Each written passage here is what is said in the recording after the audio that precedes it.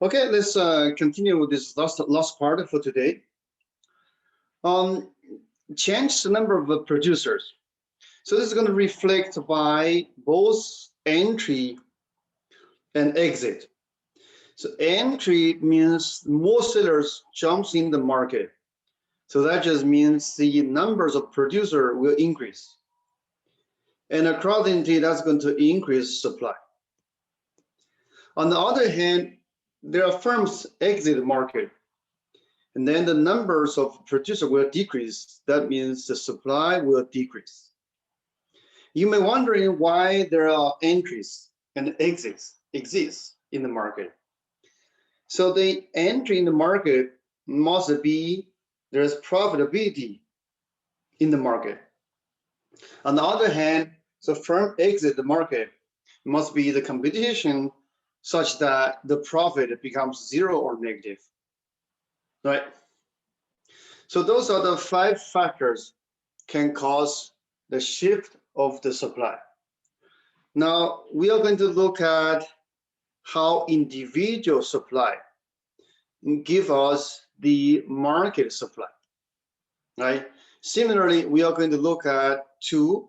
So these 2 individuals is going to represent many, as we discussed for demand, right?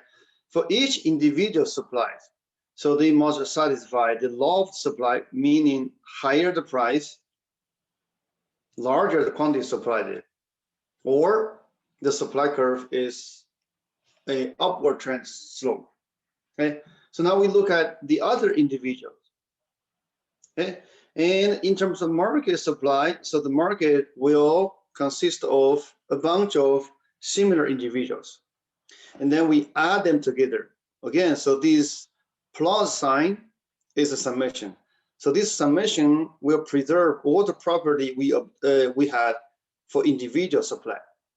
Toward the end, we have this market supply, so that's going to preserve this upward slope, meaning the law of supply will still apply in market supply. Okay.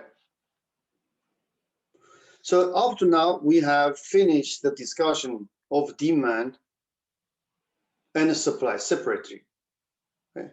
And just remind you, so when we look at demand and supply, in both cases, we say price are given. Okay.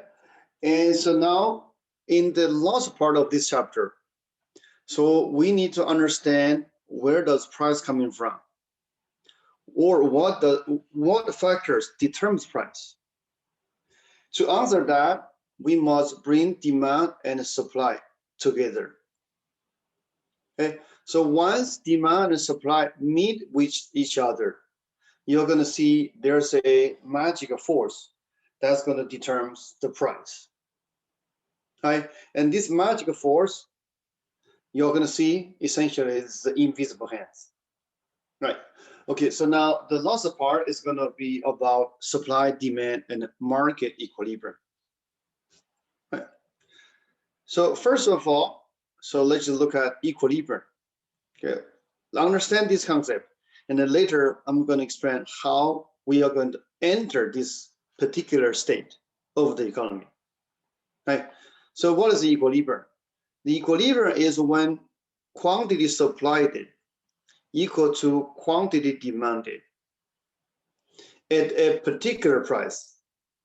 But what is the price, and how particular is about how particular is this price?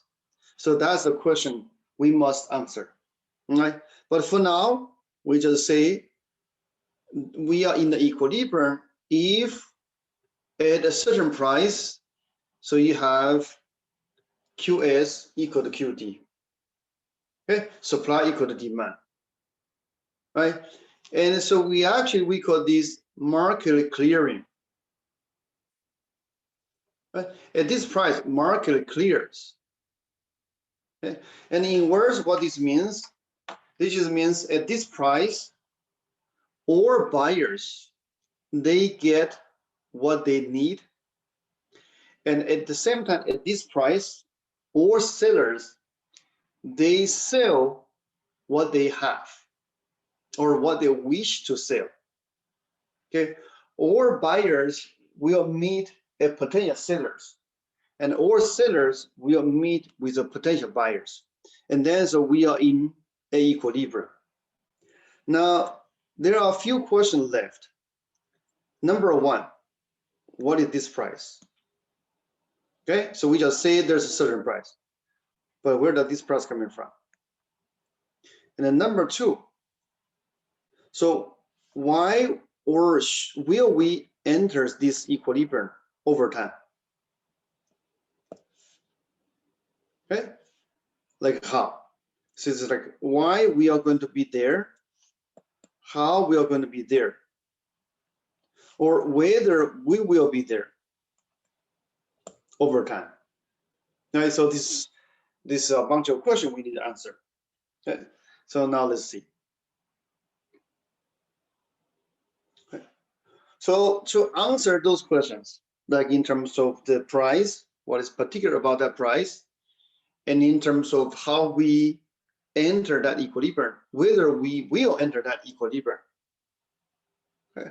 So we are going to rely on this diagram. Use this graphic representation to understand or to answer the questions I just raised. Okay. So what do we do? First, we bring demand and supply in the same diagram. Okay. Earlier, so when we look at demand or supply, so the price just come from somewhere. Okay.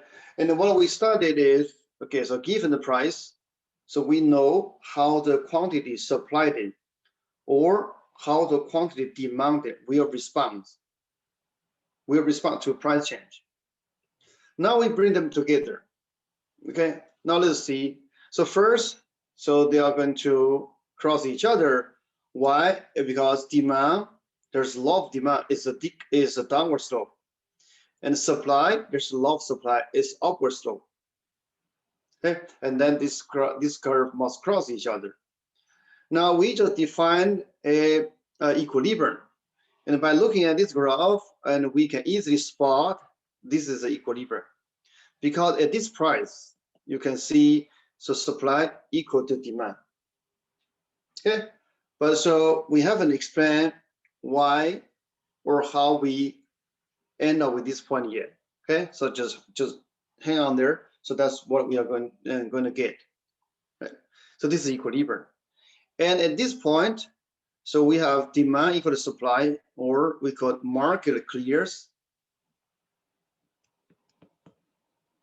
Okay, we call market clears.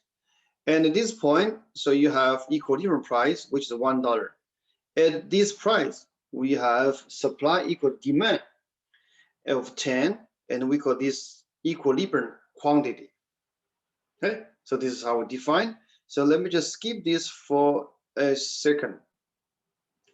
Now let's see what would happen if we are away from this price. Okay, and once we understand what would happen if we are away from this magical price, and then so we understand why we end up with here over time or eventually, and how we end up with here eventually. All right, okay, now let's start with a case if the price is higher than this magic number. Okay, so it's price of 1.5, and by looking at demand, we can find out the quantity demanded by the consumer will be 8.1.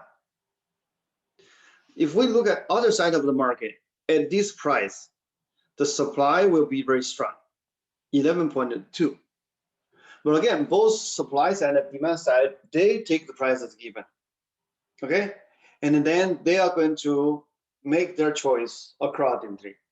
At price 1.5, I'm going to demand 8.1, and at price 1.5, I'm going to supply 11.2. But certainly, if price change, so the demand is going to adjust and the supply will adjust altogether. Okay, but now let's see what is going to be the consequence and how they're going to respond. So now the supply will exceed demand by 4.1. What this means? This means some suppliers, they cannot sell their stuff. There are sellers who can find a match in the market. They can get rid of their products. Okay, and then they are going to lose money because it costs them to produce. But they could not sell their stuff. They get zero revenue, okay, with some cost. If that is the case, they must think hard what they can do.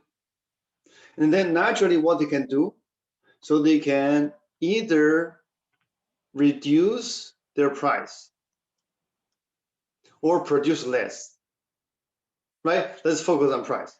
So that means, okay, at this point, so actually we call there's a surplus, okay? Meaning, so we produce too much. Now, for those unlucky guys who can't sell their stuff, so they have incentive to do something, so to reduce their loss. What they can do to reduce the price, right? Now, if they reduce the price, okay, and then what is going to happen? Now, maybe we can look at an extreme case. If the price is so low, is such that we hit 0.75. Now, interesting things are going to happen. This is actually opposite to what we just saw. Okay. Now, at this low price, the demand will shoot up to 11.5. At this low price, and the supplier can't produce as much as they could before. So now the supply is going to be 9.1. Now what happens? There's going to be shortage. What that means, there are some buyers cannot get what they need. And then, so what the buyers, they can do, because they can get what they want, right? Or on the other hand, you can see the supplier, so they know there are demand there in the market.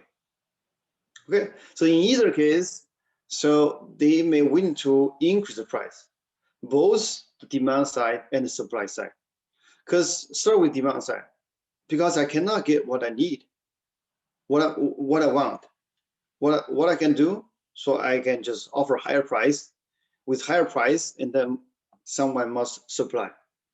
For the supply side, they knew, okay, at this price, so there's a huge demand. Okay, so if I raise the price a little bit, so the demand will still strong, right? So you can see, so if there's a shortage or if the price is too low, and then so there's a force bring the price up. Let's just back a little bit. So when we start, we say if the price is too high, and then since it's going to push down. When the price is too low, and since it's going to push up, right? And then so naturally you're going to see eventually, so we are going to meet here. Because if it's too high and push down, too low is push up, and eventually we are here, or we are in an equilibrium. All right. Okay, so I'm going to stop here for today. So we meet on Tuesday. So I will finish this part, and also Tuesday we will have a review for the incoming midterm one, which is going to be Thursday. All right. Thank you so much, and I wish you have a happy weekend.